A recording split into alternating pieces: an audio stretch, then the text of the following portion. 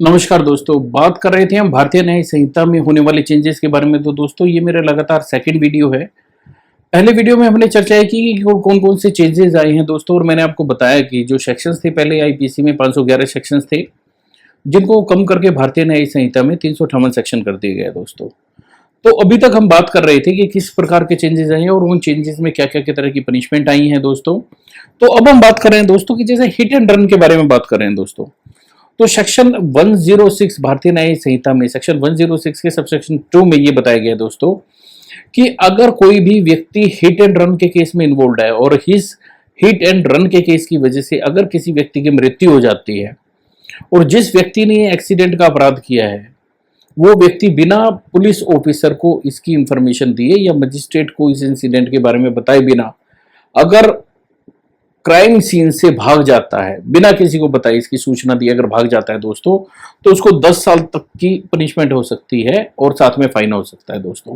पहले ये बड़े माइनर ऑफेंसेस में माना जाता था दोस्तों। 304 इसके लिए पनिशेबल था कि डेथ, रैश और नेग्लिजेंट एक्ट से अगर किसी की डेथ होती है तो 2 साल तक की पनिशमेंट होती थी या फिर फाइन होता था, और ये बिलेबल अपराध था दोस्तों। मगर अब इसको थोड़ा सा कठोर बना दिया गया दोस्तों। हिट एंड रन में अगर किसी व्यक्ति की मृत्यु हुई और करने वाला अगर बिना मजिस्ट्रेट या पुलिस को बताए वहां से भाग जाता है क्राइम सीन से इसकी सूचना दिए बगैर, तो ऐसे व्यक्ति को 10 साल और उसको पनिशमेंट दी जा सकती है, 10 साल की पनिशमेंट और फाइन किया जा सकता है।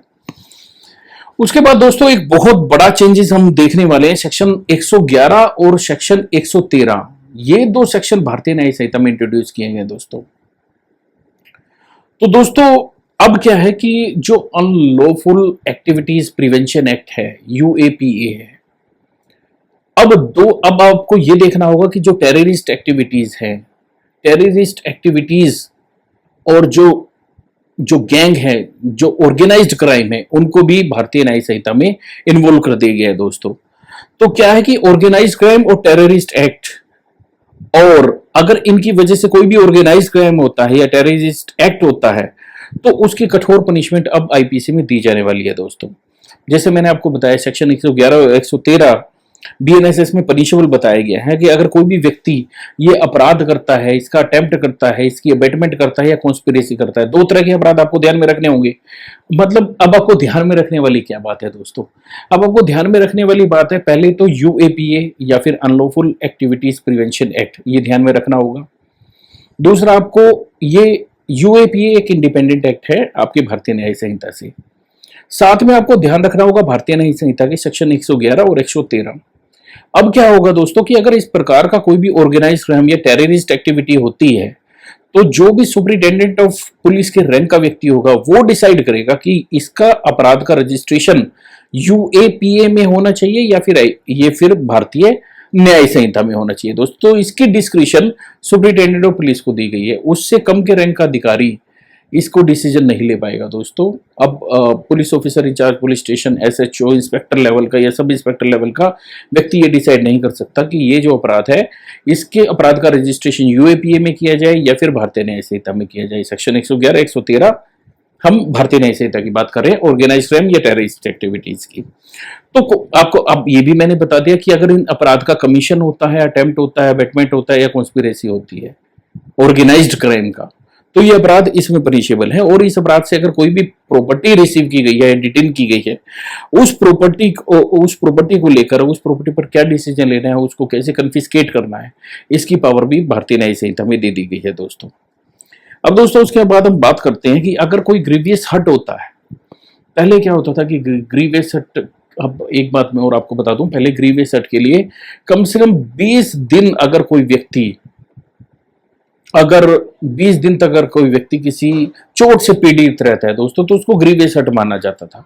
मगर अब इसकी लिमिट भी कम कर दी गई है, 20 दिन से 15 दिन कर दी गई है।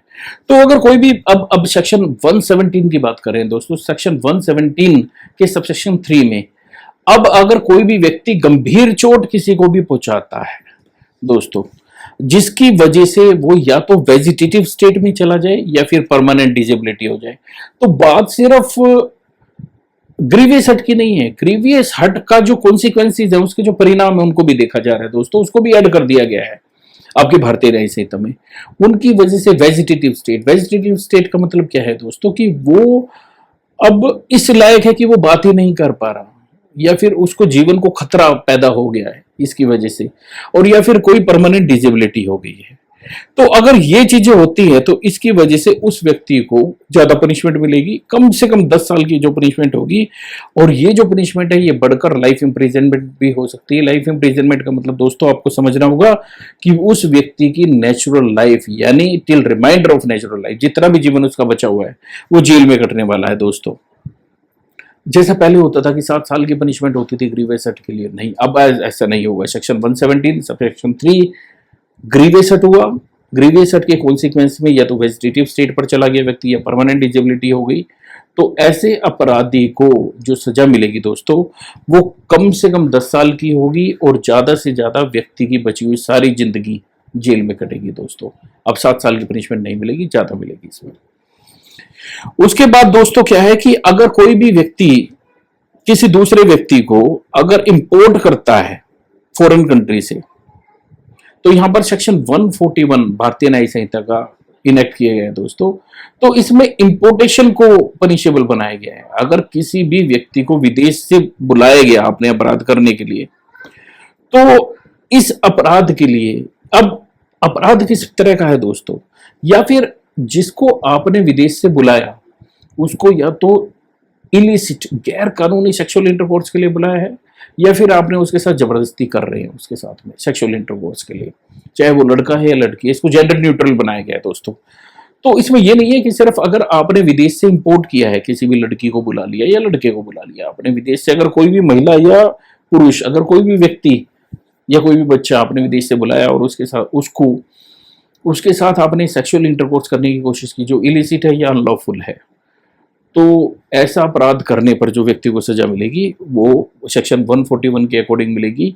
और दोस्तों ये जेंडर न्यूट्रल रहेगा, यानी वो लड़का भी हो सकता है, लड़की भी हो सकती है, किसी को भी अगर आपने माइनर बॉयज या गर्ल को बुलाया है।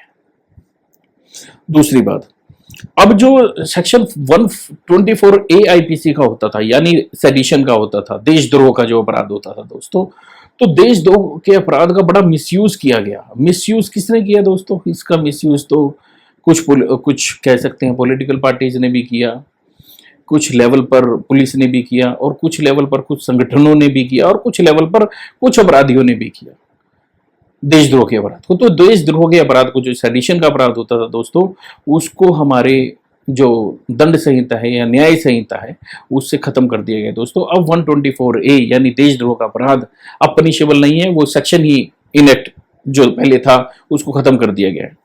मगर अब ये मत समझना कि देशद्रोह खत्म हो गया। अब ये जो आपका सेडिशन का था देशद्रोह का, अब वो नए नाम से दोबारा से आ गया हमारे भारतीय न्याय संहिता में, सेक्शन 1452 बना दिया गया उसके लिए। तो अब जो देशद्रोह का अपराध है वो एक बिल्कुल नए नाम से, पहले सेडिशन बोलते थे, अब उसको देशद्रोह बोला जाएगा, और सेक्शन होगा उसके लिए 152। अब 152 में क्या है कि अगर कोई सेशन करता है, मतलब टुकड़ों की मांग करता है कि टुकड़े कर दिए जाएं भारत के, या फिर आर्म्ड रिबेलियन करता है, हथियारों के साथ में विद्रोह कर देता है हमारी गवर्नमेंट के साथ में या हमारे देश में, और या फिर कोई ऐसी सबवर्सिव एक्टिविटीज करता है, या सेपरेटिव एक्टिविटीज करता है, या फिर हमारी जो एकता और अखंडता है उसको खतरे में डालने की कोशिश करता है, तो ये सेक्शन 152 में दोस्तों पनिशेबल बताया गया है हमारे भारतीय न्याय संहिता में। और तो पहली बार हमारे पास ये देशद्रोह का अपराध इंट्रोड्यूस किया गया है, तो कोई भी अगर इसका अटेम्प्ट करता है, एक्साइट करता है, उसको भी पनिशेबल होगा दोस्तों। और इसकी जो पनिशमेंट है वो या तो 7 वर्ष तक की रहेगी और या फिर लाइफ इंप्रिजनमेंट रहेगी दोस्तों। तो ध्यान रखना इस बात का। दूसरी बात कह रहे हैं दोस्तों कि जो ऑफेंस था अटेम्प्ट टू कमिट सुसाइड का, उसको डिलीट कर दिया गया है भारतीय न्याय संहिता में। अब जैसे मैंने, अब आप कहेंगे कि आपने तो पहले बताया कि कम्युनिटी सर्विस का ऑर्डर किया जा सकता है attempt to commit of suicide के लिए, तो दोस्तों अटेम्प्ट टू कमिट सुसाइड को डिलीट कर दिया गया है भारतीय न्याय संहिता में।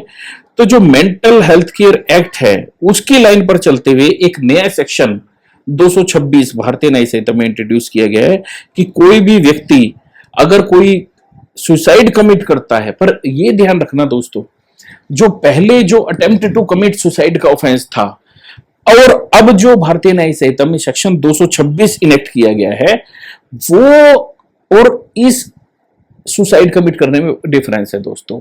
तो अटेम्प्ट टू कमिट सुसाइड तो आप ये समझ लीजिए कि वो जो अपराध है वो तो डिलीट कर दिया गया है भारतीय न्याय संहिता में।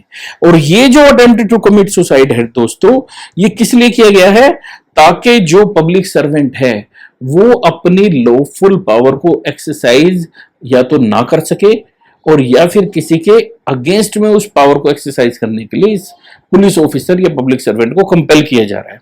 उसको कंपेल करने के लिए या रेस्ट्रेन करने के लिए आपके सामने, आप इस एग्जाम्पल से समझिए कि आप कुछ 10 लोगों या 20 लोगों की भीड़ पहुंच गई एसडीएम साहब के ऑफिस के बाहर, और वो उनसे मांग कर रहे हैं कि आपको ये काम करना ही करना है, और नहीं करेंगे तो हम अपनी जान दे देंगे दोस्तों।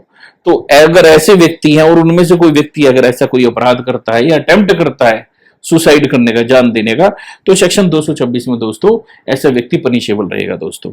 तो दोस्तों ये हमारा पार्ट 2 था भारतीय न्याय संहिता के बारे में। पार्ट 3 और पार्ट 4 में, आई थिंक पार्ट 3 में ही हम इसको पूरा कवर कर लेंगे दोस्तों। तो आप ये समझ लीजिए कि जो चेंजेस हुए हैं भारतीय न्याय संहिता में वो इतने ज्यादा नहीं है, आपको जल्दी समझ में जाएंगे। धन्यवाद।